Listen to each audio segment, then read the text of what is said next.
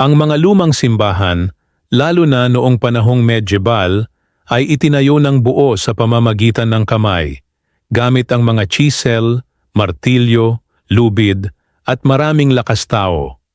Walang mga crane o konkretong mixer. Ang ilang mga katedral ay tumagal ng higit sa 100 taon upang matapos. Ang mga tagabuo ay madalas na hindi nabubuhay upang makita ang kanilang trabaho na nakumpleto.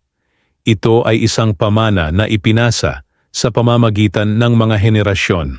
Karamihan sa mga simbahan ay itinayo gamit ang lokal na bato, kahoy at luwad mula sa kalapit na mga ilog o bundok. Ang pagdadala ng mabibigat na bato ay isang hamon sa sarili nito.